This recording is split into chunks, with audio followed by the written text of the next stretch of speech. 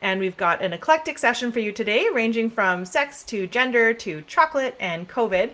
So let's get started with the COVID stuff because we've had lots of questions about boosters over the last few months, and we finally have an update.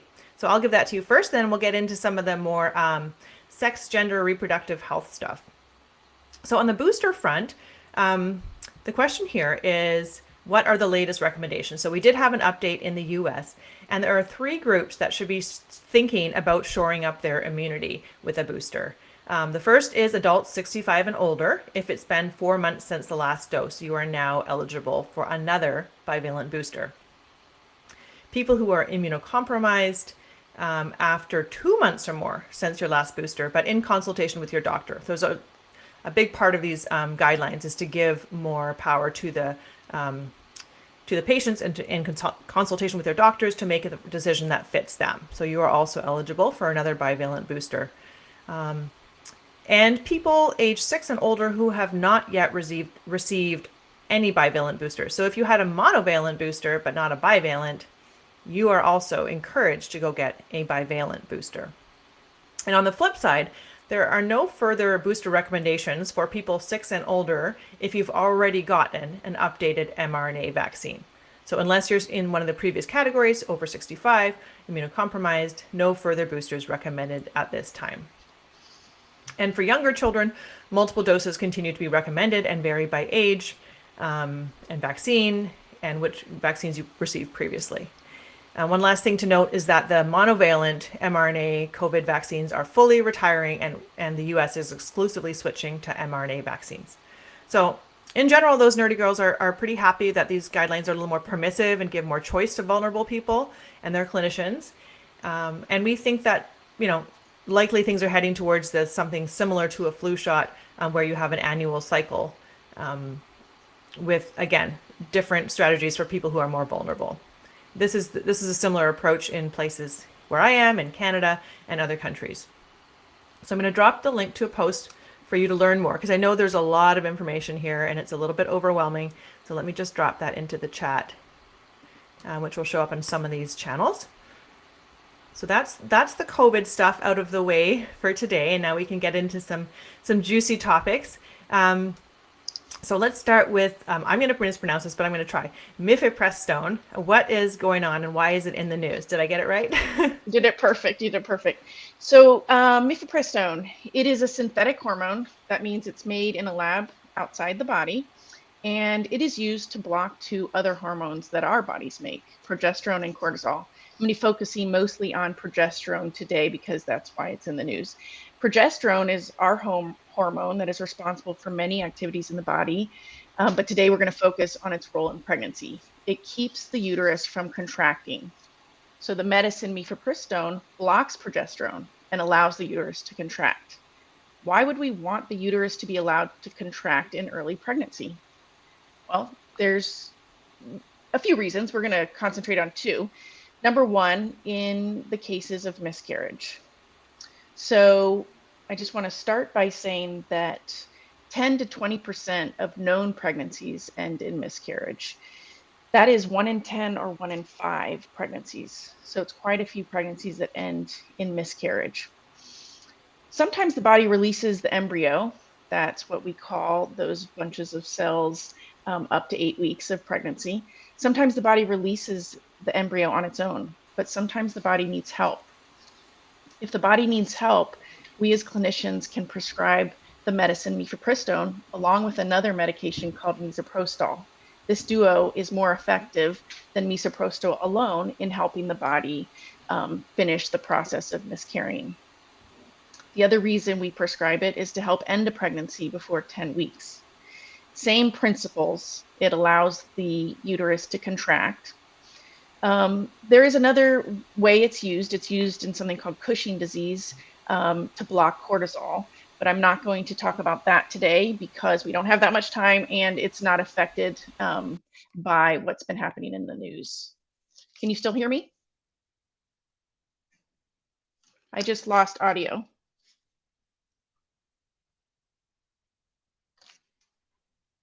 I'm going to keep going. Let's see.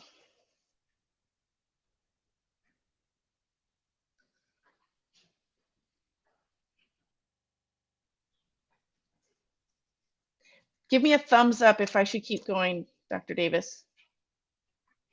Okay, so I can't hear anything, but I will keep going. Okay, so where was it? I'm not going to discuss Cushing disease because that's not a usage that is being affected by, thank you, thank you, Chana, by being, it's not being affected by anything happening in the court system. So to answer the question, why is it in the news? Well, in early April, a US district judge in Texas ordered the FDA to stop its approval of Mifepristone. In very simple terms, he questioned whether the medication is safe and effective. Well, we have 23 years of data on this medication, and the science is clear. This medicine is safe and effective.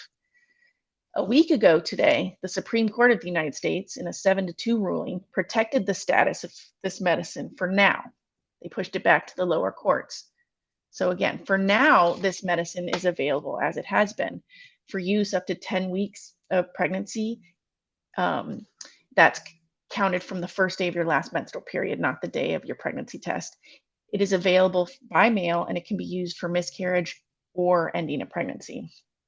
It will be in the news again, though, because this hasn't gone away. It's just going to go be processed through the judicial system in the lower courts. If the FDA is forced to disallow its use, it will affect people in all 50 states because this is a federal ruling. It will affect people who are having miscarriages. Again, that's up to 1 in 5 pregnancies end in miscarriage. Not all of those need intervention, but some do. It will affect people who want to end their pregnancies as early as possible in the most effective way. And it'll affect pregnant people who want to end their pregnancy without surgical intervention. It will not affect people with Cushing disease. And that's interesting because the federal judge in Texas carved out a special protection for use in Cushing disease. So the bottom line is, if you're of reproductive age, you're sexually active, and you do not want to be pregnant, make a plan now.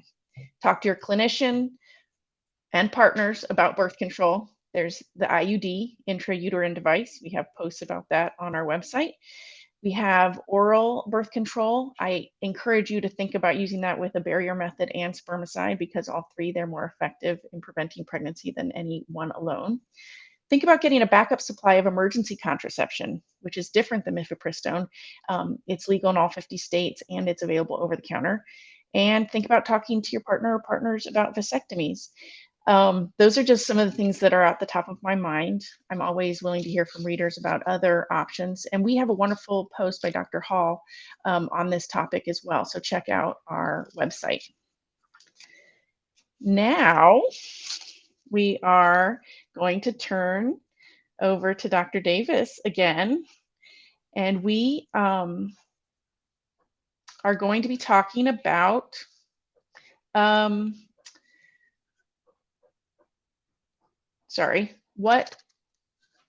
question 3.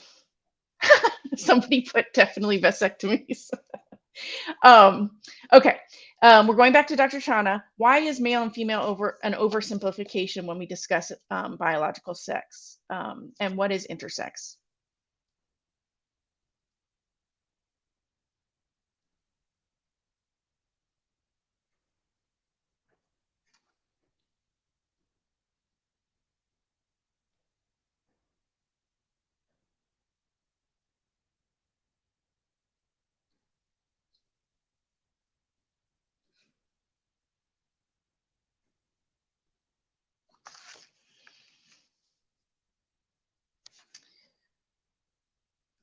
Okay, so it's not just me, Dr. Davis. The audience can't hear you as well.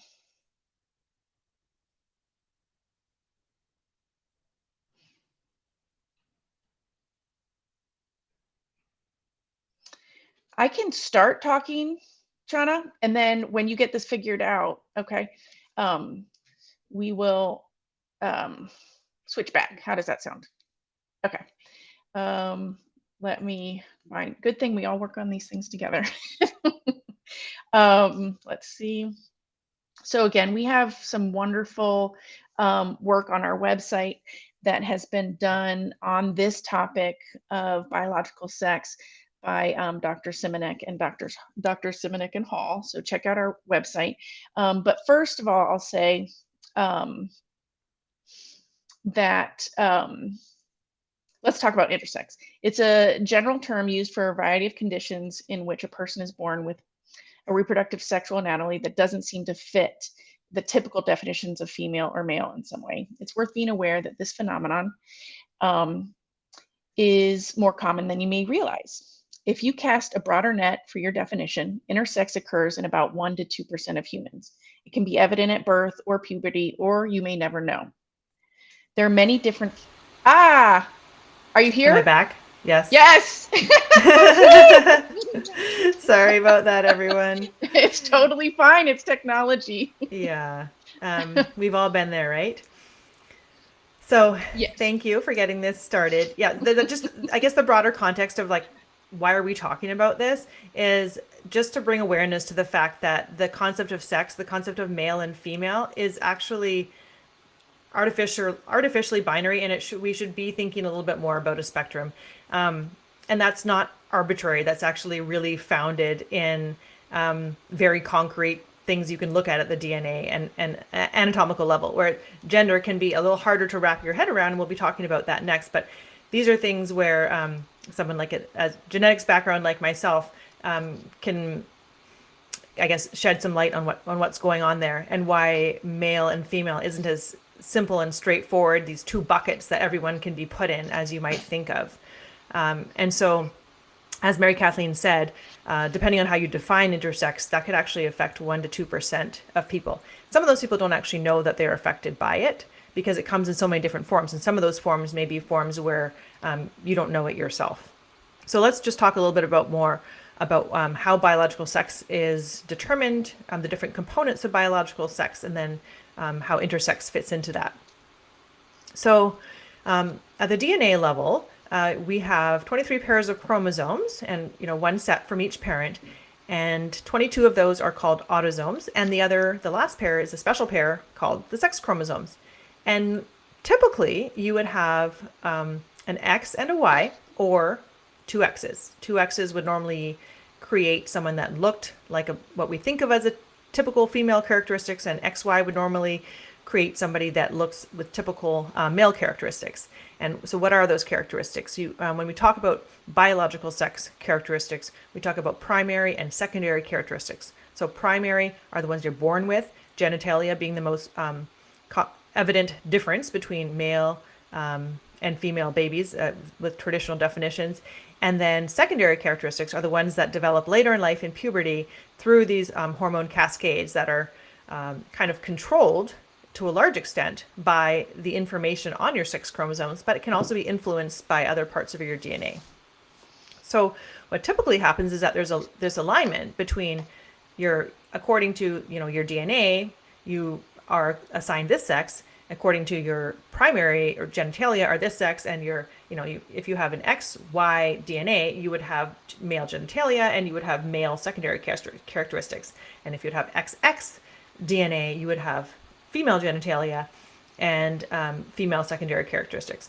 But in reality, those things are not always connected the way that we think that they are, and they're disconnected or non-traditionally, connected more commonly than you might recognize.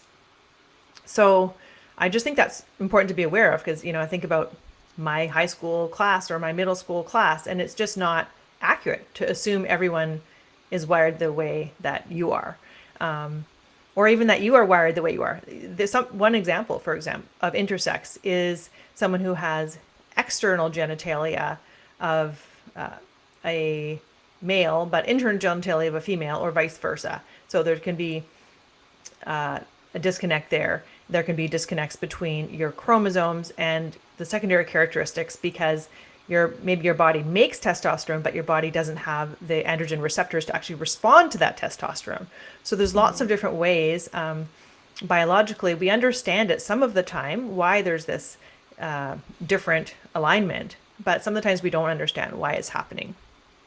So just again, the goal here of this question is really to just raise awareness that we should be thinking a little bit more of a spectrum and less in terms of these black and white clear buckets that everyone falls into, because it's remarkably common to see differences from what we think of as the way is, just the way it is. It's not, that's an oversimplification.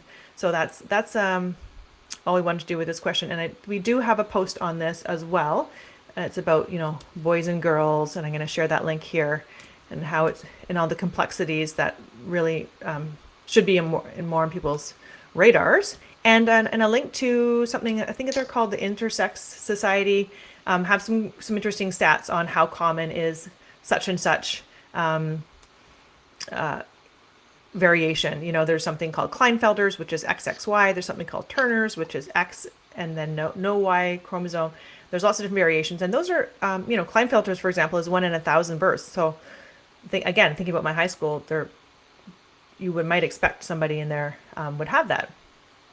So, and I also read that on that site that the number of people receiving surgery to normalize genital appearance, because ambiguous genitalia is something we didn't talk about, is quite common. That was 1 or 2 in 1,000 births, people having surgery to make it look more like, again, it's a spectrum. Like, at what point does a penis become small enough that you say it's ambiguous, whether it's a penis or not? Like, it's all a continuum. So that's the perspective we're trying to bring. And building on that, we're going to switch gears to sex and gender now. So what is the difference between these two, and why is it so important to understand these distinct concepts? It is an amazing question, Dr. Davis, and I'm not sure I can handle it in 5 minutes, but I'm going to do my best. I am a tangential speaker, and I love to talk. So if I get off topic, will you draw me back in with some clarifying questions? Deal. Okay, great. Okay, great.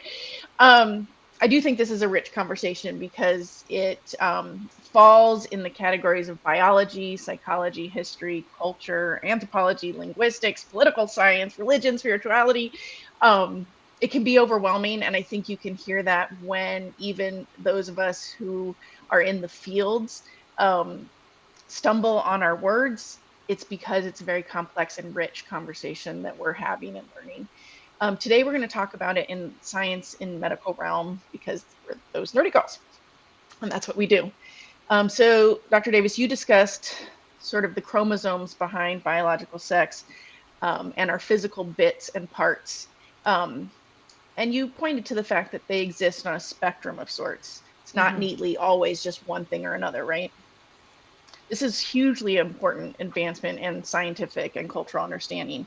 I do want to say as a caveat that many cultures across times and locations have long acknowledged and had or have language that reflects and respects this spectrum. But in our culture, we're getting better at it, recognizing it. Some of these physical bits and parts are visible, as you said, to ourselves, our external genitalia, secondary sex characteristics, and some parts are seen on ultrasound, other scans, or under specialized microscopes, like the ones you use, Dr. Chana, to look at the very small bits. But they're all physical and all able to be measured. Of note, measured or described is different than defined. And I want to say that because defining something is a dynamic process that involves linguistics, culture, norms, history. So we want to be careful about saying we're, strictly defining anything. So gender are the attitudes, feelings, behaviors that a given culture associates with biological sex. Okay. And from gender, in many languages, we have associated pronouns. In English, you're going to hear she, he, they, she, and many, many others. If you do a Google search of gender pronouns, you're going to find many. There's also gender identity. And that's our internal sense of self, regardless of what's happening around us in the culture. Sometimes regardless of what our external genitalia is, sometimes it's relevant to our external genitalia. And then there's gender expression. And that's how we express ourselves through dress, style, behavior, activities. Now, when a culture's gender definitions match a person's biological sex, we call that cisgender, and that's Latin for on this side. When they differ, we call that transgender, and that's Latin for across or on the other side. And then sometimes, as you've spoken about spectrum, gender is on a spectrum as well. And so there's some folks who move between a binary mean two, they move between They might call themselves gender nonconforming, gender fluid, non-binary, gender variant, gender neutral, agender. Um, the words are expanding as we come to understand more and be more inclusive. So, how and why do we care about both sex and gender in science and medicine? Well, let's talk about the how first. We're getting better every day, but I'm going to give you an example of like a perfect scenario. Let's say I'm setting up a study, a research study, and I'm recruiting people with testicles for a study of an oral pregnancy prevention medicine that acts on sperm. Wouldn't that be amazing if we got that on the market soon? Um, so I am using in that recruitment, I am using very scientific and anatomical language because it's precise and inclusive, right? I'm saying acts on sperm. I'm saying people with testicles. I'm talking about pregnancy prevention. So it's important then when we're recruiting for science, we're precise and inclusive. Another example in scientific and health communication, say I'm writing for those nerdy girls a post on who needs cervical cancer screen, which I actually have done, or who needs to do a monthly testicular self-exam.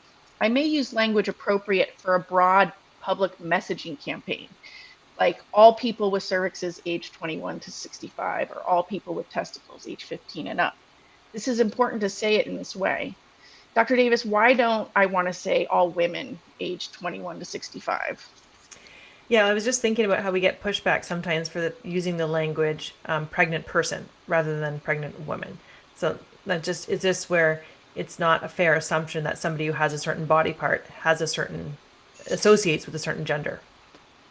Yeah, it's super relevant to cervical cancer screening, which I've written on and gotten pushback on, because a cisgender woman may not have a cervix if she's had a total hysterectomy. So I wouldn't want to just assume. And I've actually had people come in and been in the middle of a cervical cancer screening, and I find no cervix because no one has told them they don't need to come in for that. So it's very relevant that we, in these broad public health recommendations, we be as inclusive and precise as possible so that we don't end up with unnecessary procedures or missing someone who needs a procedure. So where does gender come in? Science communication and medical recommendations in medical care are most effective when there is shared trust between the science community and its audience, or the medical team and their patients. Trust is built by being seen, heard, respected, and honored as a full person. That includes our bits and parts and our internal sense of self. So writers, speakers, practitioners, we build trust in many ways, but one is using inclusive language when appropriate. There was a time when in formal writing and recommendations, we defaulted to the masculine pronoun he. You'll see that in the Declaration of Independence. You'll notice that our writing follows APA style and defaults to they as our singular generic third person pronoun. This is so our readers and listeners can find themselves in, regardless of their gender, in our information and recommendations. And it also is respectful of the experts that we're referring to. So we'll do this unless we know the gender or it makes sense to use the specific gender pronouns. It also replaces writing his or her, which is very clunky in writing. And it respects the fact that there's the spectrum of those people who are non-binary. So I would say that accurate gender usage, gender identity usage, is also critical to improving health outcomes in the one-on-one clinical setting. At your primary care office, imagine your team's electronic medical record has your accurate name, your nickname, your honorific, your title, your biological sex, male, female, or intersex, your pronouns, where you can actually write in your pronoun if it's not listed, and your gender: cisgender woman, cisgender man, transgender woman, transgender man, non-binary, genderqueer, non-conforming, gender neutral, agender, gender fluid, etc. Language is dynamic, and so there might be things that I've missed. You will forgive me. This is what I have on the top of my head for the time that we have. But already when you are filling out your intake form, you feel seen, don't you? Now that you feel seen in this space, how much more trust is built when all the people in the building use and respect those integral parts of you. You're much more likely to participate and follow your healthcare plans. We see this in all areas of inclusion, not just gender, but in language inclusion, racial inclusion, ethnic and ability inclusion. And if we did a quick example about you, for example, going to the doctor, Dr. Davis, imagine the negative. Imagine the team didn't use your honorific or got your gender wrong and called you Mr. Davis, or didn't pronounce your name correctly and called you Chana. Would that set you up to trust the planning care of what vaccines you need? No, but the opposite is true. If they use your honorific, if they take into account your years of study experience and knowledge and call you Dr. Davis, if they use the language that you feel comfortable with by making notes in the electronic medical record, then you actually feel seen, heard, part of the team, so to speak, a partner in your care, and are more likely to take the medical advice that is given to you. This is just an example, and I know we're short on time, but I hope I'm going to cut you off any second now, so I'm going to give you. I'm done. I'm done. I just want to say it's a start. It's an ongoing conversation. We're not perfect. We're doing our best, but I want to give you an idea of why we're doing what we're doing. And I would just say that this goes beyond a message to healthcare providers, right? This is just a general being respectful to human beings thing. In every setting, every setting, whether it be at the Thanksgiving table or the medical office. Yep. And the more we recognize that not everyone has the same experiences, that the better we can navigate the world respectfully. And I think you set the stage for that beautifully by talking about the biological basis for sex. But I know everybody wants to hear about chocolate, right? Of course. Okay. We have enough time to talk about chocolate, and I'm sorry I talked so much about gender, but get to it. Tell us about chocolate. Okay. So let me get the question up here. This is something we posted on our page about a month ago-ish.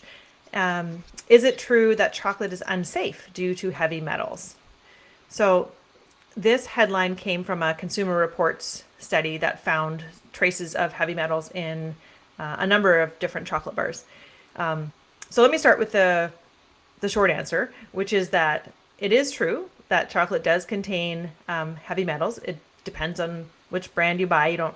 You'd have to read the report to know which is which, but the implication is not no chocolate ever. The implication is be mindful of intake, and I want to explore that a bit more. So really, actually, what I want to talk about is an overarching theme of all things toxicology, which is the dose makes the poison, and that we shouldn't really be thinking about foods as, yes and no, but what's a safe and reasonable amount of this substance. So let's get into that. So the study, they looked at 28 different chocolate bars, and they measured a couple of different things. I'm going to talk about cadmium just as a kind of working example. And so they measured levels of cadmium in 28 different brands, and they found and lead. And then of 23 of 28 bars had lead or cadmium at some detectable level. And so that leaves 5 bars that had no detectable lead, no detectable cadmium. So this gives you a sense, I think they picked these bars at random, that most chocolate bars are going to have some amount of lead or some amount of cadmium in them. Again, so does that mean I should never eat dark chocolate? And for me, the answer is no. And I'll tell you how I reached the answer. No, the answer is I don't have to forbid myself chocolate, right? The answer is chocolate is still okay. Let's talk about, how much and how we think about how much. So to answer that question, you need to know how much cadmium, how much lead, and how did the amount in those foods compare to what we know to be a safe amount? And because every chemical, that we encounter that's in foods has been studied and has some defined safe threshold. And so what I did when I saw this report is I looked at when they said it had unsafe amounts, that some of them had unsafe amounts, how many of them had unsafe amounts? And are we talking about like 10 times higher than the safe limit or 1% higher than the safe limit? Are we talking about what does detectable really mean? And what I learned is that the top 2 bars out of 28 had about 2 times what was considered the safe daily limit. So if you are someone who eats chocolate in a single serving, if you're someone who eats chocolate every day, it wouldn't be great to be eating those 2 brands that happen to be twice the level. Most of the other ones were below what's considered a safe amount. So it was there, but it was low enough that it wouldn't really affect personally my purchasing decision. And so that's where we're at. It's like there were a couple of bars where the levels were high enough to be concerning for people who consume it daily. And I mentioned this headline to my son, and he said, "Does that mean we shouldn't have Halloween?" And I said, "No. What it means is you need to be thinking about when these safe limits are set. They're set in the context of daily for years, daily consumption for years. So this is not an amount that if you consume it in one day, that's a problem, because there's a different amount. There's every compound has a chronic safe limit and then an acute, like one dose. What would it take to overdose safe limit? So they're measuring them against. That's important to note. They're measuring them against like what's the amount you could have every day, and get into trouble or not get into trouble. So. You can still have Halloween. You can still go nuts, a couple times a year. But if you're someone who consumes a considerable amount of chocolate every day, that's someone who I think it might be worth actually double clicking and seeing which brands maybe were the red flag brands, because there was just a handful of them. So most brands had low enough levels that it's not enough to impact my purchasing decisions. There were a handful that did, and it would only really be a relevant thing to look up if you're someone who consumes dark chocolate on a daily basis. Dark chocolate has higher amounts because it comes from the cocoa plant, and because the plant soaks it up from the soil. So nobody's adding it and contaminating it. It's just that it's just a part of the soil. I think there are some processes that humans do contribute to heavy metal contamination of soils, but there's a lot of it that comes not from humans, from volcanic activity, so whether or not a chocolate bar has high levels of these heavy metals, you can't really predict it yourself, because it's not about whether it's organic or not. It's more related to the geographic region and what's in that region of volcanoes and so on. So we can't really just guess which brands are going to be higher and low. You'd have to read the report to say, these are the couple of ones I would want to avoid. So, what else do I want to say about that? I guess just stepping back one more layer to reading these toxic headlines in general.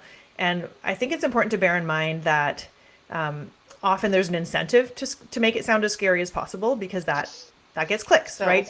And Consumer Reports is actually, that's their business, right? They want you to say, oh, I better read the report to see which ones not to buy, right? So they're trying to make it as scary as possible. And in fact, one element of this chocolate report that made me a little bit less scared than I was initially is when I dug a little bit deeper and I realized that, so like I said, that whether or not it's a concern depends on, it's not, so detectable doesn't always mean red flag, right? So detectable is not an issue if the safe amount is way up here and detectable is down here, right? But so the safe threshold for a compound is documented, and there's an official safe threshold. So for cadmium, for example, Canada has a documented safe threshold. Europe has a documented safe threshold. The WHO does. The CDC does. FDA does. So all these organizations have these safe thresholds, and they're not always identical, because they're looking at a body of data and saying, what do we think is a tolerable amount of this substance? And the cutoff that they used in this study to say how much chocolate is too much was super conservative.